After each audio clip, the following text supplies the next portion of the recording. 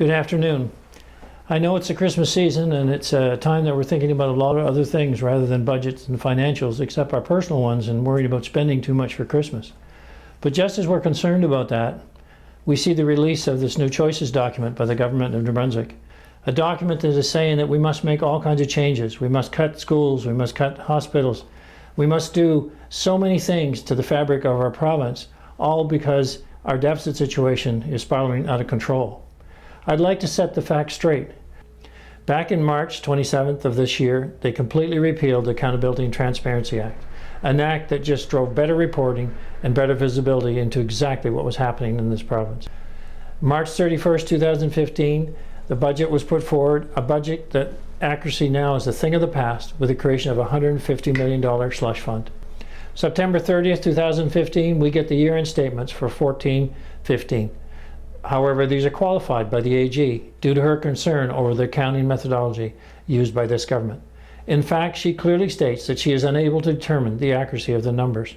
Imagine, we have a budget that the AG is questioning.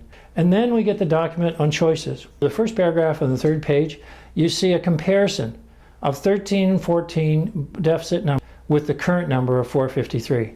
Now, why would they use 13 and 14 numbers when we already had 14 and 15? They didn't want to show the real numbers to the public. They want to do a comparison with numbers that no longer exist.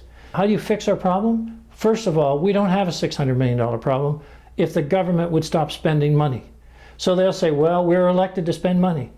But were you told that when they were elected that they were going to not only spend money at the tune of $300 million more a year, and they promised to spend about $3 billion over the 6 years, but did they tell you they were going to make all these changes to the rural areas? Did they tell you they're going to raise the HST in order to do it? Did they give you this great document that would convince you that, oh, just give me the HST and I'll be just fine?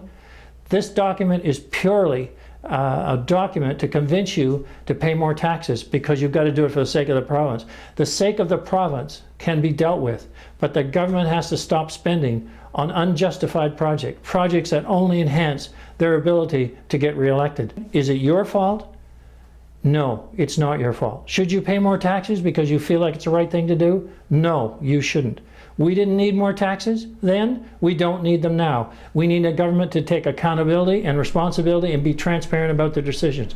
We can be better collectively. We can fix education, healthcare, and we can do it with the people that are working in the system, not some politician that invents it along the way. Let's fix it, and let's fix it now, but let's not be part of the rhetoric. Thank you for your time. It's not exactly a Christmas message, but it's one that we can work on. There's a great future for this province, but we got to stop the spin.